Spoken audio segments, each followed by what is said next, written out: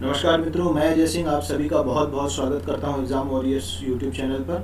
तो जैसा कि आपको पता है कि ये मेरी फ़र्स्ट क्लास है। तो सबसे पहले मैं खुद से इंट्रोड्यूस करा देता हूं आपको कि मेरा नाम है अजय सिंह और मैं पिछले 5 सालों से कॉम्पिटिटिव एग्ज़ाम्स की प्रिपरेशन करा रहा हूं। ठीक है। तो बहुत सारे ऐसे कैंडिडेट्स हैं जो जिनको मैं पढ़ा चुका हूं अभी तक, और बहुत सारे अलग अलग डिपार्टमेंट्स में जॉब भी कर रहे हैं। तो आइए चलते हैं, ज़रा देखते हैं अपने सिलेबस के बारे में। तो देखिए, यहाँ पर अगर हम सिलेबस की बात करें तो यहाँ पर 2 तरीके की मैथमेटिक्स मैं आपको पढ़ाने वाला हूँ। तो जितने भी आपके एग्ज़ाम होते हैं, एसएससी हो गया, एसएससी में आपका जीडी हो गया, है ना, आपका सीएचएसएल हो गया, सीजीएल हो गया, आपका उसके बाद बैंकिंग हो गया, रेलवे हो गया, यूपीएसआई हो गया, सभी एग्ज़ाम्स की प्रिपरेशन आपको यहाँ पर पूरी तरीके से कराई जा रही है। तो जैसा कि आपको पता है कि यहाँ पर 2 तरीके की मैथमेटिक्स हैं। पहली है अर्थमेटिक मैथ्स और दूसरी एडवांस मैथ। ठीक है। तो अर्थमेटिक मैथ्स के सारे चैप्टर्स को मैंने यहाँ पर कवर किया हुआ है। तो जरा देखें, एक बार नज़र डाल लेते हैं स्लाइड पर। देखिए, परसेंटेज हो गया, profit loss, simple interest, compound interest, ratio, age, average, partnership, time and work, pipe and system, time speed and distance, boat and stream और डेटा इंटरप्रिटेशन। ठीक है।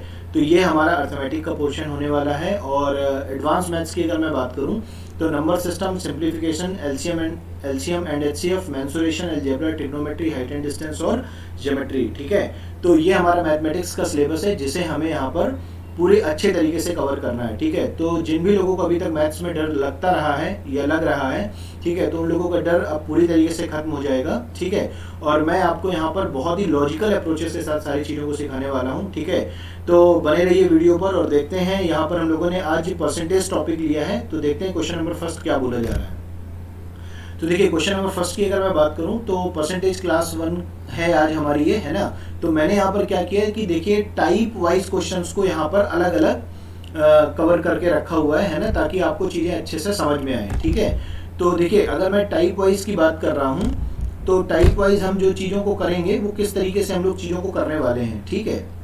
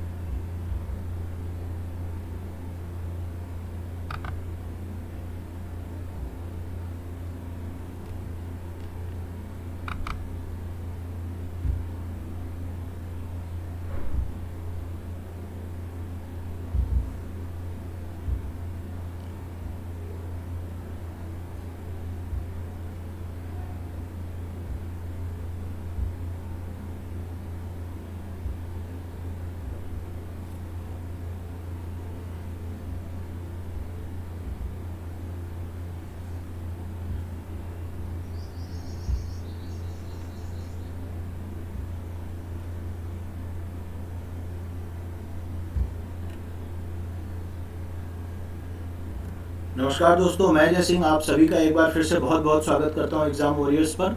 तो जैसा कि आपको पता है कि आज मेरी इस चैनल पर फर्स्ट क्लास है। ठीक है। तो सबसे पहले मैं अपने सब्जेक्ट को थोड़ा सा आपके साथ इंट्रोड्यूस करा देता हूं।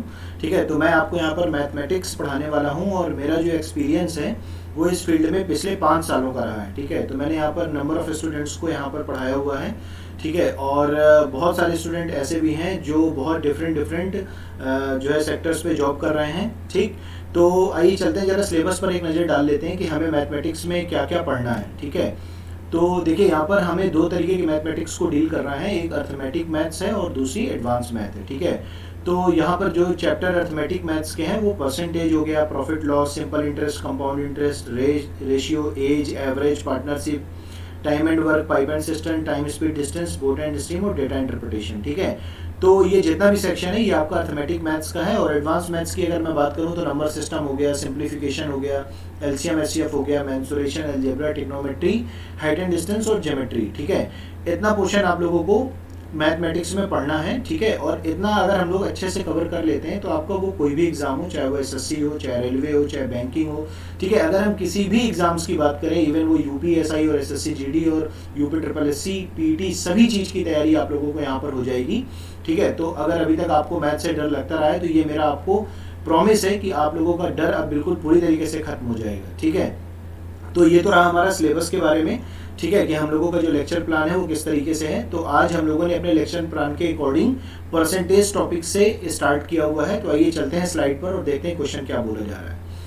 तो देखिए फर्स्ट क्वेश्चन बोला जा रहा है कि यदि किसी वृत्त की त्रिज्या में 50% की वृद्धि कर दी जाए तो उसके क्षेत्रफल में कितने प्रतिशत की वृद्धि होगी। ठीक है, तो आपको सबसे पहले एक चीज़ तो पता है कि अगर आपको परसेंटेज से फ्रैक्शन में चेंज करना है और फ्रैक्शन से परसेंटेज में चेंज करना है ना, तो फ्रैक्शन से परसेंटेज में चेंज करने के लिए इंटू 100 करते हैं और परसेंटेज से फ्रैक्शन में चेंज करने के लिए डिवाइड बाई 100 करते हैं। ये चीज़ आपको अच्छे से क्लियर होगी। ठीक है, आई होप कि आपको ये चीज़ें, कुछ बेसिक चीज़ें आपको पता होंगी। ठीक, तो आइए जरा हम क्वेश्चन को सॉल्व करते हैं। देखिए बोला क्या जा रहा है कि एक सर्किल की बात हो रही है, तो एक सर्किल मैं यहाँ पर बना देता हूँ। ठीक है, ये सर्किल हो गया, ये इसका सेंटर हो गया।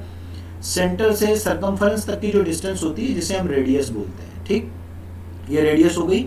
तो अगर रेडियस की हम बात कर रहे हैं तो देखिए रेडियस यहाँ पर जो है कितने परसेंट बढ़ाई जा रही है, रेडियस यहाँ पर 50% इंक्रीज करी जा रही है। ठीक है, तो जब भी बात होगी इंक्रीमेंट की तो साइन में प्लस का यूज करूंगा और जब भी बात होगी डिक्रीमेंट की तो साइन माइनस का यूज करूंगा। ये बात आपको क्लियर हो रही है। ठीक, अब अगर मैं थोड़ा सा यहाँ पर एरिया की बात करूं तो देखिए जो सर्किल का एरिया होता है वो एरिया होता है पाई आर स्क्वायर। ठीक है, सर्किल का एरिया होता है पाई आर स्क्वायर। ठीक, तो वही आपसे पूछा जा रहा है कि एरिया में कितने परसेंट का चेंजमेंट होगा यदि रेडियस 50% इंक्रीज हो जाए। ठीक, तो सबसे पहला काम जो होगा वो आपको 50% को क्या करना होगा, इसको फ्रैक्शन में कन्वर्ट करना होगा। ठीक है, तो 50% की वैल्यू होगी 1/2। ठीक, इट मीन्स क्या हुआ कि यहाँ पर अगर साइन प्लस का है तो यहाँ पर भी साइन प्लस का लगाएंगे क्योंकि इंक्रीमेंट हो रहा है। ठीक, तो इसका मतलब ये हुआ कि इनिशियल रेडियस जो है यानी जो प्रारंभिक त्रिज्या है उसका अनुपात 2 है और 2 में अगर एक रेडियस बढ़ गया है तो इसका जो रेशियो होगा रेडियस का वो कितना हो जाएगा, 3 हो जाएगा। ठीक है,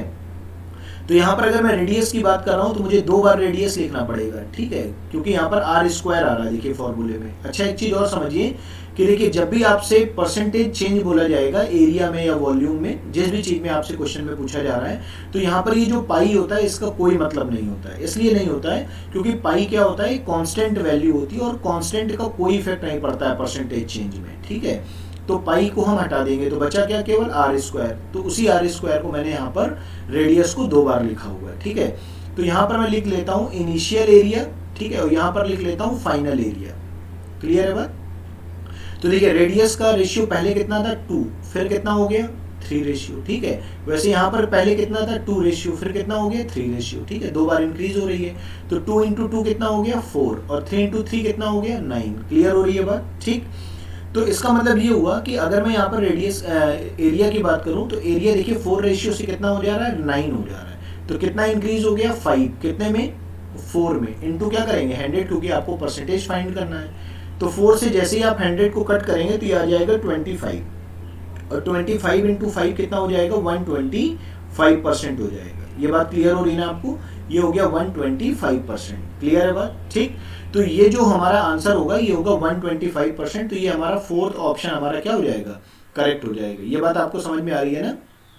ठीक है, अब जरा देखिए यहाँ पर अगर ये चीज आपको अच्छे से क्लियर हो रही है तो ये तो हमारा जो मेथड था ये हमारा रेशियो मेथड है। ये हमारा कौन सा मेथड है, रेशियो मेथड है। ठीक है, अब देखिए आपने बुक में एक MN रूल पढ़ा होगा जिसे हम AB रूल भी बोलते हैं। ठीक है, तो सेकंड मेथड क्या है हमारा, A + B + A × B/100। ये फॉर्मूला भी हम यूज कर सकते हैं। ठीक है, तो जरा देखें A का मतलब है कि परसेंटेज चेंज कितना हो रहा है ना। तो देखिए यहाँ पर रेडियस 2 बार आ रही है ना, R और R। तो यहाँ पर देखिए एक बार 50% का चेंजमेंट हुआ प्लस का। साइन बहुत जरूरी होता है, यहाँ पर साइन को साथ में लिखते हुए लिखेंगे नंबर को। ठीक है, तो यहाँ पर भी लिखेंगे प्लस का 50% प्लस यहाँ पर हम लिखेंगे 50 × 50/100। ये बात क्लियर हो रही है ना। ठीक है, तो इसका मतलब ये हो गया कि देखिए 00 से ये 00 कैंसिल हो जाएगा और ये हो गया 100 और ये 5 × 5 25। ठीक है, तो ये हो गया आपका 100 और ये हो गया 25। तो जब हम इनको ऐड करेंगे तो ये बन जाएगा 125%। तो यही आपसे पूछा जा रहा है कि एरिया में कितने परसेंट का चेंजमेंट होगा, तो आप कह सकते हैं कि 125% का चेंजमेंट होगा। ये बात क्लियर हो रही है आपको। ठीक है ना, तो इस तरीके से हम इस क्वेश्चन को कर लेंगे और ऑप्शन नंबर डी हमारा करेक्ट आंसर होगा। ठीक, चलिए आइए चलते हैं नेक्स्ट क्वेश्चन पर और देखते हैं नेक्स्ट क्वेश्चन क्या बोला जा रहा है। देखिए नेक्स्ट क्वेश्चन भी मैंने सेम उसी तरीके का रखा हुआ है क्योंकि यहाँ पे मैं टाइप वाइज आपको क्वेश्चन करा रहा हूँ, है ना। तो देखिए नेक्स्ट क्वेश्चन में बोला जा रहा है कि यदि किसी घन की लंबाई 25% बढ़ा दी जाए और चौड़ाई 20% घटा दी जाए एवं ऊंचाई 12.5% बढ़ा दी जाए तो आयतन में कितने प्रतिशत का परिवर्तन होगा। ठीक है, तो सबसे पहले अगर मैं यहाँ पर एक घन की बात कर रहा हूँ और आपको पता है कि घन का जो वॉल्यूम होता है ना, घन का जो वॉल्यूम होता है वो लंबाई गुणे चौड़ाई गुणे ऊंचाई होता है ना। ठीक है, घनाभ का, सॉरी ये क्या है, क्यूबॉइड है ना, यहाँ पर क्या है, ये क्यूबॉइड है, ये घनाभ। ठीक है, तो यहाँ पर ये जो घन लिखा हुआ है इसको घनाभ कर लीजिएगा। ठीक है, क्योंकि लंबाई चौड़ाई ऊंचाई की बात हो रही है तो यहाँ पे घनाभ इसको कर सकते हैं। ठीक है, तो अगर हम क्यूबॉइड की बात कर रहे हैं तो क्यूबॉइड की देखिए, अगर मैं वॉल्यूम की बात करूंगा तो क्यूबॉइड का जो वॉल्यूम होगा, वॉल्यूम हो जाता है L into B into H. ये बात क्लियर हो रही है। ठीक, तो देखिए अगर मैं सबसे पहले लेंथ की बात करूं तो बोला जा रहा है कि लेंथ कितनी इंक्रीज हो रही है, 25% इंक्रीज हो रही है। क्लियर है बात, तो 25% का फ्रैक्शन होगा 1/4। ठीक, अब ब्रेड्थ की हम बात कर रहे हैं तो देखिए ब्रेड्थ का कितना परसेंटेज, 20%। क्या हो रही है, डिक्रीज हो रही है, तो माइनस लगा देंगे। 20% का फ्रैक्शन क्या होगा, 1/5। क्लियर। अब देखिए अगर मैं हाइट की बात कर रहा हूं तो हाइट में बोला जा रहा है 12 होल 1/2% का क्या हो रहा है, इंक्रीमेंट हो रहा है ना, तो इसका जो फ्रैक्शन होगा, इसका फ्रैक्शन होगा 1/8। ठीक, तो अब जरा हम इसको देखिए आगे रेशियो मेथड बना लेते हैं। तो इसका मतलब ये हुआ कि लेंथ अगर 25% इंक्रीज हो रही है, यानी कि जो लेंथ का रेशियो है वो 4 में अगर एक रेशियो इंक्रीज हो गई तो रेशियो कितना हो गया, 5। ये बात आपको क्लियर है। ठीक, वैसे ही अगर मैं यहाँ पर, ये तो लेंथ की बात हो गई, वैसे मैं ब्रेड्थ की बात कर रहा हूँ तो ब्रेड्थ क्या हो रही है, डिक्रीज हो रही है। तो 5 में अगर 1 डिक्रीज हो गई तो कितनी हो जाएगी, 5 से 4 हो जाएगी। ये बात आपको क्लियर हो रही है ना। ठीक है, तो ये 5 से कितनी हो जाएगी, 4 हो जाएगी। ठीक है, तो अगर ये 5 से 4 हो गई, अब मैं बात कर रहा हूँ हाइट की, तो हाइट इंक्रीज हो रही है, तो 8 में 1 इंक्रीज हो गई तो रेशियो क्या हो गया, 8 से 9। क्लियर है बात। ठीक, अब देखिए इसको मैं V1 नाम देता हूँ, इसको मैं V2 नाम दे रहा हूँ क्योंकि यहाँ पर वॉल्यूम की बात हो रही है। ठीक है, अब एक चीज समझो कि जब इस तरीके से रेशियो लिखा होता है तो अगर मुझे इसे सॉल्व करना है, ठीक है, अगर मुझे इसे सॉल्व करना है तो यहाँ पर यानी कि इस कॉलम में और इस कॉलम में अगर कोई वैल्यू कॉमन है तो वो कैंसिल हो जाएगी। तो देखिए 5 और 5 कॉमन है, ये कैंसिल हो गया। 4 और 4 कॉमन है, यानी ये कैंसिल हो गया। यानी जो आपका रेशियो बचा वो कितना, हाइट का ही रेशियो बच रहा है ना। तो आप बोल सकते हैं कि जितना हाइट में चेंजमेंट हो रहा है उतना ही चेंजमेंट इनके वॉल्यूम में हो जाएगा, या फिर आप डायरेक्ट लिख सकते हैं कि हाइट का रेशियो का रेट रेशियो 9 बचा है तो वॉल्यूम का रेशियो भी 8 से कितना होगा, 9, क्योंकि ये दोनों तो आपस में क्या हो रहे हैं, बट आपस में जो है सॉल्व कर लिया इसको तो ये कट गया। ठीक है, तो यानी 8 से रेशियो कितना हो गया, 9, यानी कितना रेशियो इंक्रीज हो रहा है, 1। कितने में, 8 में, इंटू क्या करेंगे, 100।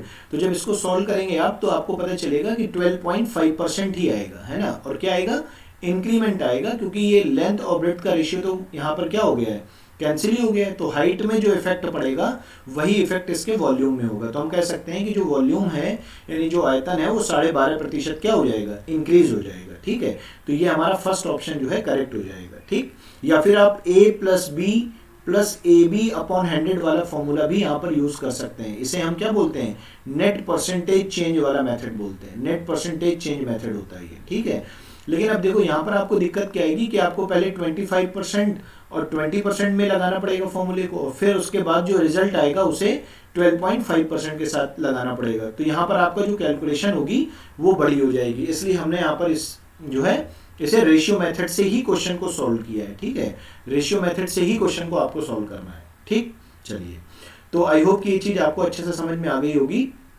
तो आइए बढ़ते हैं नेक्स्ट क्वेश्चन पर। और देखिए नेक्स्ट क्वेश्चन में बोला जा रहा है कि यदि किसी समबाहु त्रिभुज की भुजाओं में क्रमशः 20%, 30% और 50% की वृद्धि करके एक नया त्रिभुज बनाया गया तो समबाहु त्रिभुज के परिमाप में प्रतिशत वृद्धि ज्ञात कीजिए, है ना। तो जरा बात समझना है, देखो अगर मैं एक ट्रायंगल बना रहा हूं और ये कैसा ट्रायंगल है, ये एक इक्विलेटरल ट्रायंगल है। ठीक है, ये कैसे ट्रायंगल है, ये एक इक्विलेटरल ट्रायंगल है। तो इक्विलेटरल ट्रायंगल की आपको पता है कि सभी साइड्स क्या होती हैं, सभी साइड्स इक्विलेटरल ट्रायंगल की बराबर होती हैं। ये बात क्लियर हो रही है ना आपको। तो देखिए अगर इक्विलेटरल ट्रायंगल की सभी साइड्स आपस में बराबर होंगी तो इसका मतलब है कि अगर मैं इसके पेरीमीटर की बात कर रहा हूं, मैं इसको मान लेता हूं ये साइड A हो गई, ये साइड A हो गई और ये साइड A हो गई। ठीक है, तो इसका जो पेरीमीटर होगा, पेरीमीटर अर्थात परिमाप, ठीक है, तो इसका जो पेरीमीटर होता है वो होता है 3 × A, यानी कि साइड इंटू 3। क्लियर है बात, ये पेरीमीटर हो गया इसका।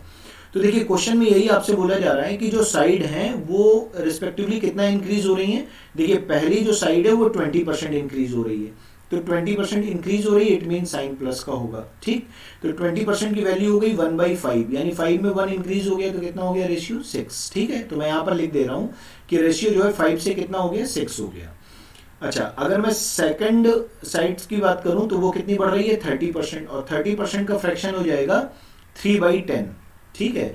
तो 10 में 3 का इंक्रीज हो गया, यानी रेशियो कितना हो गया 10 से 13 हो गया। ये बात भी आपको क्लियर हो रही है, ठीक। अब देखिए जो थर्ड साइड है इसमें कितना इंक्रीमेंट हो रहा है 50%, तो 50% की वैल्यू हो गई 1/2, यानी 2 में 1 का इंक्रीमेंट हो गया तो कितना हो गई साइड 3, तो ये रेशियो हो गया 2 से 3। क्लियर है बात, ठीक। अब जरा ये बताओ मुझे एक चीज कि देखिए आपको ये पता है कि किसी भी इक्विलेटरल ट्रायंगल की अगर मैं बात करूं उसकी साइड्स की, तो आपको पता है कि सभी साइड्स क्या होती हैं, बराबर होती हैं। लेकिन यहाँ पर देखिए पहले वाली साइड का यहाँ पर रेशियो कितना है 5, यहाँ पर कितना है, यहाँ पर 10, यहाँ पर कितना है 2। इसका मतलब है कि ये वाली साइड्स मुझे क्या करनी पड़ेंगी, ये वाली साइड्स मुझे सेम करनी पड़ेंगी, सेम रेशियो बनाना पड़ेगा, क्योंकि यहाँ पर इक्विलेटरल ट्रायंगल की बात हो रही है ना। तो सेम बनाने के लिए मैं इसका एलसीएम लूंगा, तो 5, 10 और 2 का एलसीएम आएगा 10, ठीक। तो यानी कि मैं पहले वाले रेशियो में कितने से मल्टीप्लाई कर दूं 10 बनाने के लिए 2 से, इसमें कितने से मल्टीप्लाई करना पड़ेगा 1 से, ये तो पहले से ऑलरेडी 10 है, इसमें कितने से मल्टीप्लाई करना पड़ेगा 5 से, ठीक है। तो अब नया रेशियो क्या बनेगा उसे यहाँ पर लिख लेते हैं, तो 2 × 5 कितना हो गया 10, 10 रेशियो 12। क्लियर है बात। अब यहाँ पर 1 का मल्टीप्लाई कर रहे हैं तो ये वही आ जाएगा 10 रेशियो 13 ही आ जाएगा, ठीक है। 5 × 2 कितना हो गया 10, और 5 × 3 कितना हो गया 15। ये बात क्लियर हो रही है। तो देखिए पेरीमीटर जो होता है उसका फॉर्मूला होता है 3a, ठीक है। तो यानी कि सभी साइड्स को अगर मैं यहाँ पर ऐड कर दूं तो ये 10, 10 और 10, यानी कि स्टार्टिंग में पेरीमीटर कितना रहा होगा 30, यहाँ पर देखिए कितना हो गया 12 और 13 कितना हो गया 25 प्लस 15 कितना हो गया 40। क्लियर है बात। यानी अगर मैं पेरीमीटर की बात करूंगा तो पेरीमीटर जो स्टार्टिंग में है उसका रेशियो 30 है और बाद में कितना हो गया 40, तो कितना इंक्रीज हो गया 10। तो यही पूछा जा रहा है कि परसेंटेज चेंज कितना हो रहा है ना।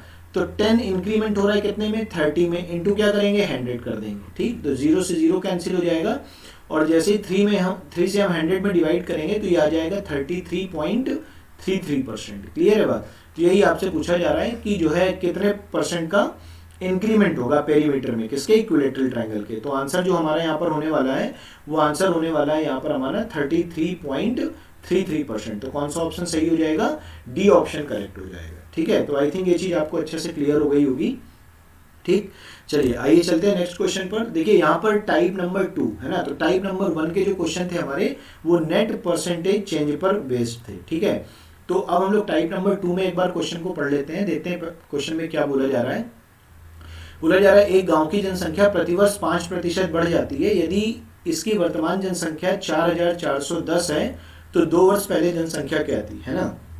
यानी the population of A village increases by 5% every year if its present population is 4410 then what was the population 2 years ago। तो देखो कोई दिक्कत नहीं है। देखिए यहाँ पर कितने सालों की बात हो रही है 2 सालों की, है ना। तो यहाँ पर मैं लिख रहा हूँ फर्स्ट ईयर और सेकंड ईयर, 2 सालों की बात हो रही है, ठीक है। अब जरा देखो यहाँ पर बोला क्या जा रहा है कि दोनों साल जो है इंक्रीमेंट जो हो रहा है वो 5% हो रहा है, 5% पॉपुलेशन में इंक्रीमेंट हो रहा है। तो देखिए 5% की अगर मैं बात करूं तो 5% का फ्रैक्शन जो होगा वो होगा 1/20, ठीक है। यानी 20 में 1 इंक्रीज हो गया तो रेशियो कितना हो गया 21, ठीक है। तो यहाँ पर मैं क्या कर रहा हूँ रेशियो लिख दे रहा हूँ कि देखिए स्टार्टिंग का रेशियो कितना था 20 और 1 साल के बाद जो है 5% इंक्रीज हो गया तो रेशियो हो गया 21, ठीक है। फिर से देखिए वही चीज कि फिर से रेशियो 20 से कितना हो जाएगा 21 हो जाएगा, ठीक है, क्योंकि 2 साल लगातार 5% बढ़ रहा है। तो इसका मतलब ये हुआ कि 20 × 20 यानी पहले रेशियो कितना था 400, अब 21 × 21 यानी 21 का स्क्वायर, तो ये हो गया 441 रेशियो, ठीक है। अब देखिए क्वेश्चन में यही बोला जा रहा है आपसे कि यदि वर्तमान में जनसंख्या 4410 है, वर्तमान का मतलब है कि अभी, है ना, प्रेजेंट की बात हो रही है, और प्रेजेंट में यहाँ पर कितना दिया गया है 4410 और रेशियो में हमने कितना फाइंड किया है 441। तो देखो 441 की वैल्यू 4410 हो जाएगी, तो एक रेशियो की वैल्यू 10 हो जाएगी, ठीक है। अगर एक रेशियो 10 के बराबर है तो 400 रेशियो कितने के बराबर होगा, 400 रेशियो आपका 400 × 10 के बराबर हो जाएगा, ठीक है। तो आपको जो है 2 साल पहले वाली जो पॉपुलेशन है वो पता चल जाएगी, ठीक है। तो यहाँ पर 400 × क्या कर देंगे 10 कर देंगे, तो स्टार्टिंग वाली जो पॉपुलेशन होगी वो कितनी रही होगी 4000 रही होगी। तो यही आपसे शायद पूछा भी जा रहा है कि 2 वर्ष पहले गांव की जनसंख्या कितनी थी, है ना। तो 2 वर्ष पहले गांव की जनसंख्या थी 4000। तो कौन सा ऑप्शन सही हो जाएगा, यहाँ पर हमारा फर्स्ट ऑप्शन करेक्ट हो जाएगा। ठीक है, इस तरीके से हम क्वेश्चन को सॉल्व कर सकते हैं। ठीक है, ये बात क्लियर हो रही है ना। ठीक, चलिए तो आगे बढ़ते हैं क्वेश्चन पर और देखते हैं कि नेक्स्ट क्वेश्चन क्या बोला जा रहा है। देखिए नेक्स्ट क्वेश्चन में बोला जा रहा है कि एक मशीन का मूल्य प्रतिवर्ष 10% घट जाता है, यदि इसका वर्तमान मूल्य 50,000 है तो 2 वर्ष बाद मशीन का मूल्य क्या होगा, है ना। आफ्टर 2 ईयर के बाद जो प्राइस होगा उस मशीन का, वो आपसे पूछा जा रहा है। तो एक बात समझे जरा, देखिए कितने सालों की बात हो रही है, 2 सालों की, है ना। तो फिर से मैं लिख रहा हूँ फर्स्ट ईयर और यहाँ पर लिख देता हूँ सेकंड ईयर। ठीक है, 2 सालों की बात हो रही है। ठीक, अब देखिए 10% क्या हो रहा है, डिक्रीज हो रहा है प्राइस। तो 10% का फ्रैक्शन हो गया 1/10, यानी 10 में 1 का डिक्रीमेंट होगा तो रेशियो क्या बन जाएगा, 9। तो देखिए रेशियो हो गया 10 रेशियो से 9 और फिर से सेकंड ईयर में भी रेशियो हो जाएगा 10 रेशियो से 9। बोलो ये बात समझ आ रही है ना आपको। ठीक है, तो देखिए यहाँ पर 10 रेशियो 10 इंटू 10 कितना हो गया 100 और 9 इंटू 9 कितना हो गया 81। इसका मतलब क्या हुआ कि वर्तमान मूल्य 50,000 दिया है तो 2 वर्ष बाद मशीन का मूल्य क्या होगा, है ना। तो यहाँ पर वर्तमान मूल्य की बात करूं तो रेशियो कितना है 100 और 2 वर्ष बाद जो रेशियो हो रहा है वो कितना हो रहा है 81। ठीक, तो यहाँ पर 100 की वैल्यू आपको दी गई है 50,000, 100 की वैल्यू आपको दी गई है 50,000। तो 1 की वैल्यू कितनी हो जाएगी, 1 की वैल्यू आपकी हो जाएगी 500। ये बात क्लियर हो रही है ना। तो 1 की वैल्यू हो गई 500, तो आपको 81 की वैल्यू निकालनी है। तो 81 इंटू क्या करेंगे 500 कर देंगे, तो ये 00 हो गया, 5 इंटू 5, 5 इंटू 1 5 और 8 इंटू 5 हो गया 40। क्लियर है बात, यानी यहाँ पर हमारा जो आंसर आएगा वो 2 वर्ष बाद जो है मशीन का जो मूल्य होगा वो 40,500 रुपये बनेगा। कितना बनेगा, 40,500 रुपये बन जाएगा। ठीक है, तो हमारा कौन सा ऑप्शन करेक्ट हो जाएगा, फर्स्ट ऑप्शन करेक्ट हो जाएगा। क्लियर, तो आई थिंक ये चीज आपको अच्छे से समझ में आ गई होगी। ठीक, तो चलिए बढ़ते हैं नेक्स्ट क्वेश्चन पर। अब देखिए यहाँ पर हमारा ये जो है वो टाइप नंबर 3 का क्वेश्चन है। ठीक है, तो हम लोगों ने 2 टाइप देख लिए नेट परसेंटेज चेंज पर बेस्ड। ठीक है, अब देखिए टाइप नंबर 3 की बात करते हैं। तो क्वेश्चन पढ़ते हैं, क्या बोला जा रहा है। बोला जा रहा है कि अनुष्का के पास जितने पैसे थे उसका 33 सही 1/3% विराट को और शेष धन का 50% कपड़ों पर खर्च कर देती है। ठीक है, और अंत में उसके पास 1270 रुपए शेष बचते हैं। तो बताइए शुरू में उसके पास कितना धन था। देखो एक बात समझो, जैसे मान के चलो कि अनुष्का ने 33 सही 1/3% विराट को दे दिया, तो इसका मतलब क्या हुआ कि 33 सही 1/3% का अगर आप फ्रैक्शन बनाएंगे तो 33 सही 1/3% का फ्रैक्शन होगा 1/3। इसका मतलब क्या हुआ कि अगर अनुष्का के पास स्टार्टिंग की बात करें तो हम ये मान सकते हैं कि अनुष्का के पास जो टोटल रेशियो है वो 3 रेशियो है। ठीक है, टोटल रेशियो कितना है 3 रेशियो है और 3 में उसने 1 किसको दे दिया है, विराट को दे दिया। यही बोला जा रहा है कि 33 होल 1/2 3% किसको दे देती है, विराट को। तो इसका मतलब ये हुआ कि स्टार्टिंग में जो उसके पास रेशियो है वो है 3 में 1 उसने किसको दे दिया है, विराट को दे दिया है। तो उसके पास रिमेनिंग जो बचा होगा वो कितना बचा होगा 2। ये बात क्लियर हो रही है। ठीक, अब आगे जरा देखिए, आगे बोला जा रहा है कि शेष धन का 50% कपड़ों पर खर्च कर देती है। तो देखिए शेष धन कितना बचा 2, और 2 का अगर आप 50% निकालेंगे इट मीन्स 1/2, यानी कि इसका हाफ। तो 2 का 1/2 कितना हो गया 1, यानी 1 आपने किस पर खर्च कर दिया है, कपड़ों पर, है ना। तो ये आपने क्लॉथ्स पर खर्च कर दिया है, तो 2 में से 1 क्लॉथ्स पर खर्च कर दिया है, तो फिर रिमेनिंग कितना बचेगा 1। ठीक है, तो फिर रिमेनिंग कितना बचेगा 1 बचेगा। क्लियर है बात। अब बोला जा रहा है कि अंत में उसके पास 1270 रुपए बचते हैं, और देखिए अंत में उसके पास रेशियो में कितना बच रहा है 1। तो देखिए हम ये बोल सकते हैं कि 1 रेशियो की वैल्यू कितनी हो जाएगी 1270 रुपीज हो जाएगी। ठीक, तो बोला जा रहा है बताइए शुरुआत में अनुष्का के पास कितने रुपए थे। तो देखिए रेशियो में कितने थे 3। अब अगर एक रेशियो 1270 रुपए को रिप्रेजेंट कर रहा है तो 3 रेशियो कितने को रिप्रेजेंट करेगा, तो इंटू 3 कर देंगे, है ना। अब हम इसको जरा से सॉल्व कर लेते हैं और देखते हैं कितना आता है। तो हो गया 0, 7 इंटू 3 कितना हो गया 21, ये हो गया कैरी 2, और 12 3 36 और 2 कितना हो गया 38, यानी कि 3810 रुपए। तो अनुष्का के पास जो स्टार्टिंग में मनी था या जो अमाउंट था वो कितना था 3810 रुपीज। ठीक है, तो हमारा कौन सा ऑप्शन सही हो जाएगा, फर्स्ट ऑप्शन सही हो जाएगा। ठीक है, ये बात आपको क्लियर हो रही है। ठीक, चलिए तो अब आगे बढ़ते हैं क्वेश्चन पर और देखते हैं कि नेक्स्ट क्वेश्चन में क्या है। देखिए नेक्स्ट क्वेश्चन बोला जा रहा है कि एक पुस्तकालय में 20% पुस्तकें हिंदी में है, ठीक है, और शेष का 50% अंग्रेजी में है, और अंत में शेष का 30% फ्रेंच में है। यदि अंत में शेष 6300 पुस्तकें अन्य भाषाओं में हैं, डिफरेंट लैंग्वेजेस में, है ना, तो बताइए पुस्तकालय में कुल कितनी पुस्तकें हैं। तो जरा बात समझना, देखिए बोला जा रहा है कि किसी लाइब्रेरी में 20% जो बुक्स हैं वो किस में है, हिंदी में। तो 20% की अगर मैं बात करूं तो 20% की वैल्यू कितनी हो जाएगी, 20% का फ्रैक्शन, तो 20% का फ्रैक्शन होता है 1/5। ये बात क्लियर है आपको। तो ये हो गया 1/5। इसका मतलब ये हुआ कि अगर मैं बात करूं लाइब्रेरी में, तो लाइब्रेरी में टोटल पुस्तकें कितनी है, 5:5 में से 1 किस में है, हिंदी में। ठीक है, तो आइए लिखते भी जाते हैं। तो देखिए स्टार्टिंग में रेशियो कितना है, 5 में 1 क्या है, हिंदी का, हिंदी में पुस्तकें। तो रिमेनिंग कितनी बची होंगी, तो आप बोलेंगे सर रिमेनिंग बची होंगी 4। रिमेनिंग कितनी बची होंगी, 4। ठीक है, अब आगे क्या बोला जा रहा है, आगे बोला जा रहा है कि शेष का 50% अंग्रेजी में, शेष का 50%। तो देखिए शेष का 50% यानी 4 का 50% कितना आएगा, 2। ठीक है, तो 2 पुस्तकें किसमें हैं आपकी, इंग्लिश में है। तो अगर 4 में से 2 इंग्लिश में है तो फिर रिमेनिंग कितनी बची होंगी, 2। ये फिर रिमेनिंग हो गई, यानी शेष हो गई। ठीक है, तो ये हो गई रिमेनिंग। ठीक है, अब जरा देखिए आगे क्या बोला जा रहा है आपसे, आगे बोला जा रहा है कि शेष में से 30% पुस्तकें किसमें हैं, फ्रेंच में। तो देखिए 2 का अगर मैं 30% निकालूंगा तो 2 का 30% आएगा 0.6, 2 × 30/100। तो ये 0 से 0 कैंसिल हो जाएगा, 6/10, यानी कि ये कितना हो गया, 0.6। ठीक है, यानी कहने का मतलब है कि 0.6 जो बुक्स हैं वो किस पर हैं, फ्रेंच लैंग्वेज की हैं। ठीक है, ये किसकी हैं, फ्रेंच की हैं, ये किसकी है, फ्रेंच की हैं। तो 2 में से 0.6 निकल गया तो बचेगा कितना, 1.4। और ये जो रिमेनिंग बच रहा है आपका, ये किस पर है, डिफरेंट लैंग्वेजेस पर है। ये किस पर है, डिफरेंट लैंग्वेज पर है। ठीक है, तो डिफरेंट लैंग्वेज पर यहाँ पर रेशियो बच रहा है 1.4। और क्वेश्चन में बोला जा रहा है कि डिफरेंट लैंग्वेज की कितनी पुस्तकें दी गई हैं, 6300। ठीक, तो देखिए अगर मैं ये पॉइंट हटाता हूँ तो यहाँ पर एक 0 और आ जाएगा। ठीक है, और अगर मैं 7 से डिवाइड करूंगा तो 7 दूनी 14 और 7 ने 63, यानी 2 रेशियो की वैल्यू आ जाएगी 9000। ठीक है, तो एक रेशियो की वैल्यू कितनी आ जाएगी, 4500। अगर एक रेशियो 4500 पुस्तकों के बराबर है, एक रेशियो 4500 किताबों के बराबर है, तो स्टार्टिंग में पुस्तकालय में कितने रेशियो पुस्तकें हैं, 5 रेशियो। ठीक है, तो मैं यही करूंगा यहाँ पर कि 4500 में मैं 5 का मल्टीप्लाई कर दूंगा तो मुझे टोटल नंबर ऑफ बुक्स पता चल जाएंगी। ठीक है, तो ये हो गया 00, 5 × 5 हो गया 5, कैरी हो गया 2, 5 × 4 20 और +2 कितना हो गया, 22। यानी कि अगर मैं पुस्तकालय की बात करूं तो पुस्तकालय में टोटल पुस्तकें कितनी है, 22500 है। ठीक है, तो हमारा कौन सा ऑप्शन करेक्ट हो जाएगा, बी ऑप्शन हमारा करेक्ट हो जाएगा, 22500। ठीक, तो देखिए जितने भी क्वेश्चन मैं आपको करवा रहा हूं, मैं आपको रेशियो मेथड से ही क्वेश्चन को सॉल्व करा रहा हूं। ठीक है, क्योंकि आपको रेशियो मेथड वाली ही अप्रोच डेवलप करनी है।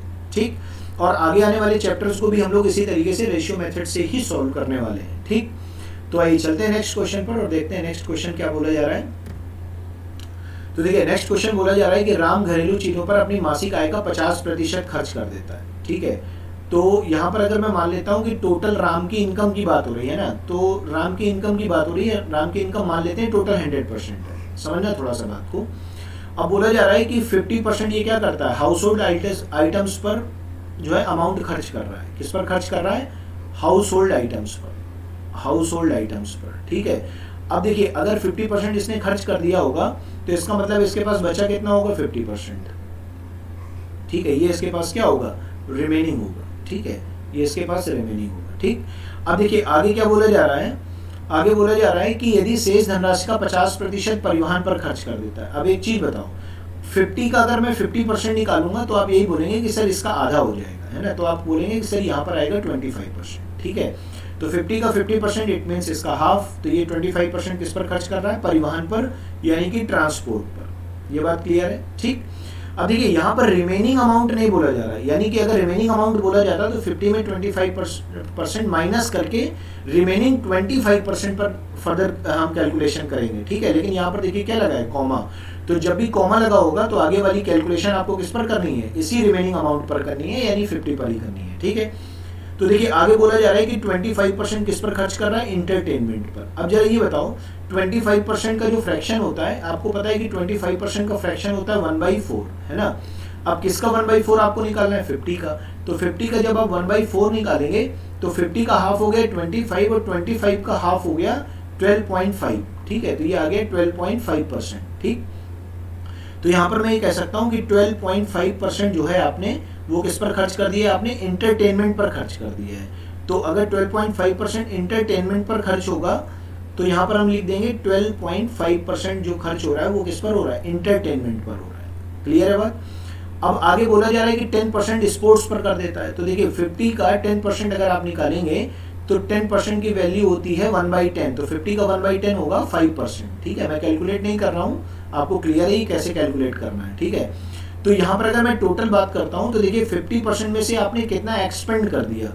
तो देखिए 25 + 5 कितना हो गया 30, और 30 और प्लस का 12.5 कितना हो गया 42.5%। ठीक है, तो 42.5% आपने क्या कर दिया है, एक्सपेंड कर दिया, यानी कि खर्च कर दिया।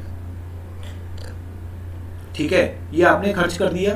तो ये बताइए कि यहाँ पर बचा कितना होगा आपके पास। तो आप बोलेंगे सर कि यहाँ पर 50 में से अगर आपने 12.5 खर्च कर दिया है तो इसे मैं माइनस कर देता हूँ, तो ये हो गया 42.5% आपने क्या कर दिया, माइनस कर दिया। तो आपके पास बचा कितना होगा 7.5%।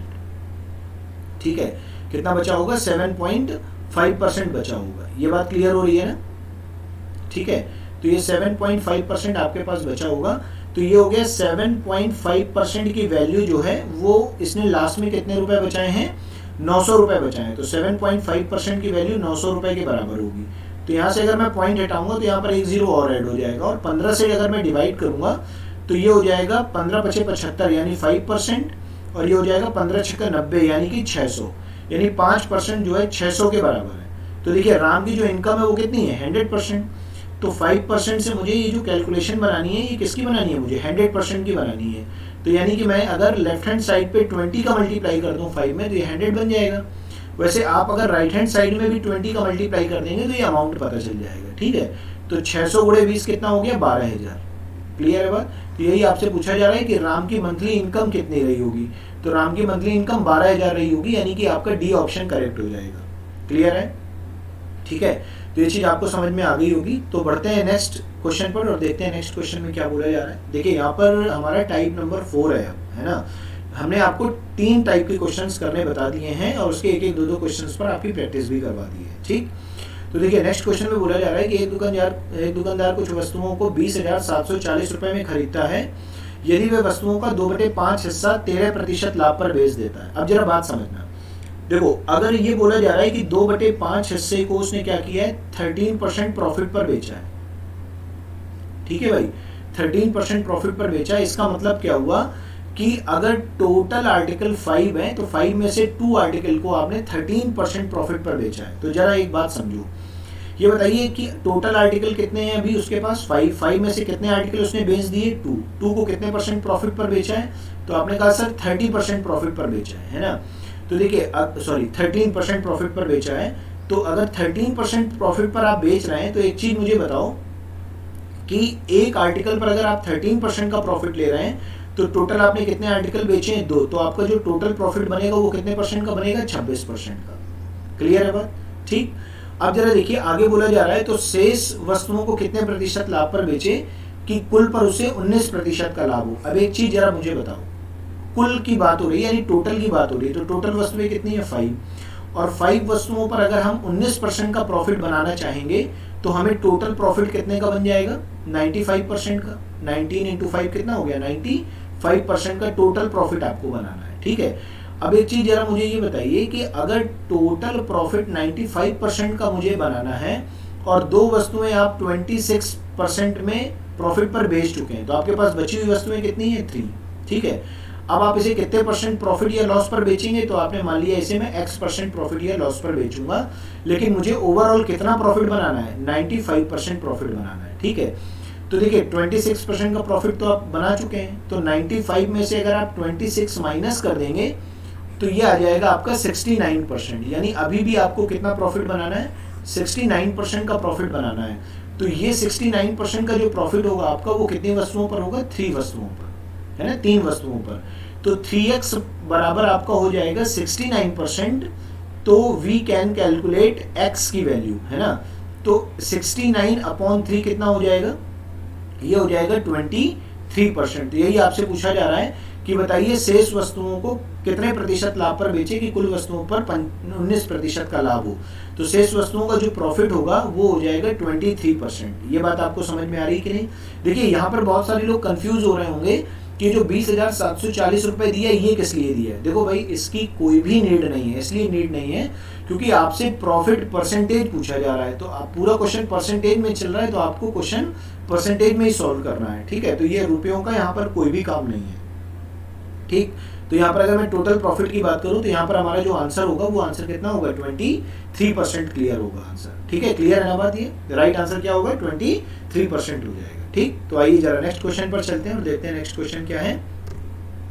देखिए नेक्स्ट क्वेश्चन में बोला जा रहा है कि एक दुकानदार कुछ वस्तुओं को 720 रुपए में खरीदता है। ठीक है, यदि वह 3/7 हिस्सा 30% लाभ पर बेच देता है। एक बात मुझे बताओ कि यहाँ पर अगर मैं बात कर रहा हूँ कि कितनी वस्तुएं बेची जा रही हैं, यहाँ पर बेची जा रही है 3/7 हिस्सा, है ना।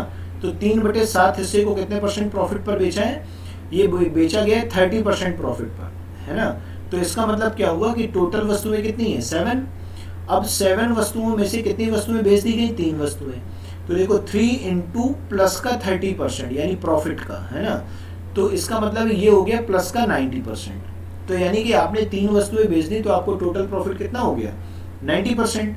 अब एक चीज मुझे ये बताओ कि यहाँ पर अगर मैं रिमेनिंग आर्टिकल्स की बात करूँ तो रिमेनिंग आर्टिकल्स कितने बच रहे होंगे, तो आप कहेंगे सर यहाँ पर 4 आर्टिकल्स बच रहे हैं। ठीक है, तो इसे हम X% प्रॉफिट या लॉस पर बेच रहे होंगे, तो आपसे बोला जा रहा है कि ऐसा करने पर कुल वस्तुओं पर 10% का लाभ होना चाहिए, है ना।